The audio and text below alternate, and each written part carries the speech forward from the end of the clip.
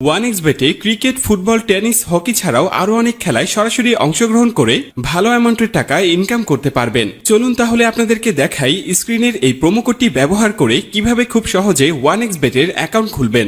OneXBet যদি আপনার মোবাইলে ডাউনলোড করা না থাকে তাহলে যে কোনো ব্রাউজার থেকে গুগলে গিয়ে এই অ্যাপসটি ডাউনলোড করে নেবেন। ডাউনলোড করার পরে এই অ্যাপসটি ইনস্টল করে নেবেন। এরপর অ্যাপসটি ওপেন করুন। এরপর এখানে আপনাকে একটি নতুন অ্যাকাউন্ট ক্রিয়েট করতে হবে। উপরে দেখতে পাচ্ছেন লগইন এবং রেজিস্ট্রেশন এই দুটি অপশন দেয়া আছে। তো সবার প্রথমে আমরা রেজিস্ট্রেশন অপশনে ক্লিক করে দিব। এরপর আমরা ইন ওয়ান ক্লিকে প্রেস করে দিব। এরপর আপনার সামনে একটি ফর্ম চলে আসবে। ফর্মে এই প্রোমো কোডের অপশনটিতে অবশ্যই স্ক্রিনে দেওয়া অফিসিয়াল প্রোমো কোডটি ইউজ করতে হবে। তো এই প্রোমো কোডটি খুবই ইম্পর্টেন্ট, কারণ প্রোমো কোড ইউজ করলে আপনি 24 ঘন্টা টাকা ডিপোজিট এবং উইথড্র করতে পারবেন কোনো ধরনের কোনো সমস্যা ছাড়া। একটিতে টিক দিয়ে নিচের রেজিস্ট্রেশন অপশনটি ক্লিক করে দিবেন। এরপরে এখানে আপনাকে একটি ইউজার আইডি এবং পাসওয়ার্ড দেয়া হবে। এই ইউজার আইডি এবং পাসওয়ার্ডটি আপনি খুব যত্ন সহকারে কোনো নোটপ্যাড অথবা ফোনে সেভ করে রাখুন। মনে রাখবেন ইউজার আইডি এবং পাসওয়ার্ড হারিয়ে গেলে আপনি আপনার অ্যাকাউন্টে আর ঢুকতে পারবেন না। এরপর নেক্সট অপশনে ক্লিক করে লগইন অপশন থেকে লগইন করে নেবেন। এবার চলুন কিভাবে আপনার অ্যাকাউন্টটি ভেরিফাইড করবেন তা দেখে নেওয়া যাক। প্রথমে নিচের কর্নারে মেনু অপশনে ক্লিক করুন। এরপর উপরের পার্সোনাল প্রোফাইলে ক্লিক করে এখানে আপনার ফোন নাম্বার দিয়ে আপনার অ্যাকাউন্টটিকে ভেরিফাই করতে হবে।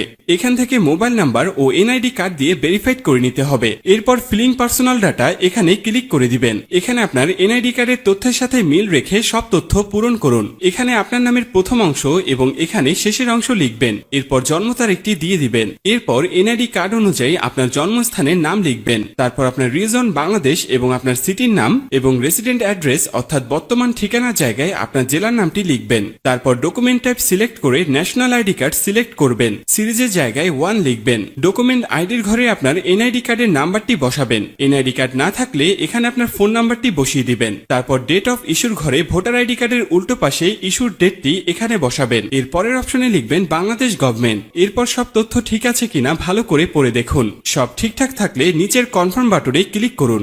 গাইস, একটু অপেক্ষা করলে দেখতে পারবেন এখানে অ্যাকাউন্ট ভেরিফিকেশন সাকসেসফুল হয়ে গেছে। এরপর দেখবেন চেঞ্জেস মেথড সাকসেসফুল লেখা চলে আসলে বুঝে নেবেন আপনার অ্যাকাউন্টটি 100% ভেরিফিকেশন হয়ে গেছে। এবার আপনি যে কোনো খেলা শুরু করে দিতে পারবেন। এবার আমি আপনাদেরকে দেখাবো কিভাবে এই অ্যাকাউন্টে টাকা ঢোকাবেন। এরপর উপরে যে অপশনটি দেখতে পাচ্ছেন সেখানে ক্লিক করবেন।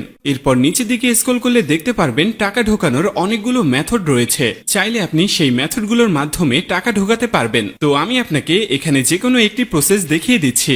আপনি অন্যান্য মাধ্যমে প্রসেসগুলো সেম ভাবে করে নেবেন। তো পেমেন্ট অপশনে আসার পরে এখানে আছে অ্যামাউন্ট। তারপর আপনি যা ডিপোজিট করতে চান তা এখানে লিখবেন। আমি 6000 টাকা ডিপোজিট করে দিলাম। তো এখন প্রশ্ন হচ্ছে কোন নাম্বারে পাঠাবেন। তো আমি এখানে একটি ওয়ালেট নাম্বার দেখতে পাচ্ছি। ভিউয়ার্স, মনে রাখবেন এই নাম্বারটি চেঞ্জ হতে পারে, তাই যখনই যে নাম্বার দেয়া থাকবে সেই নাম্বারই ক্যাশ আউট করবেন। আমি যেহেতু 6000 টাকা ডিপোজিট করব তাই 6000 টাকা ক্যাশ আউট করলাম। ক্যাশ আউট করার পরে এখানে একটি ট্রানজ্যাকশন আইডি দেয়া থাকবে। ট্রানজ্যাকশন আইডিটি কপি করার পর আবার OneXBet এর অপশনে চলে যান। এরপর এখানে কপি করা ট্রানজ্যাকশন আইডিটি পেস্ট করে দিব। সবশেষে সব ঠিকঠাক আছে কিনা চেক করে নেবেন। সবকিছু ঠিকঠাক থাকলে নিচের এই কনফার্ম বাটনে ক্লিক করবেন। তারপর এখানে ডিপোজিট সাকসেসফুল লেখা চলে আসবে। এর কিছুক্ষণের মধ্যেই আপনার টাকাটা অ্যাড হয়ে যাবে।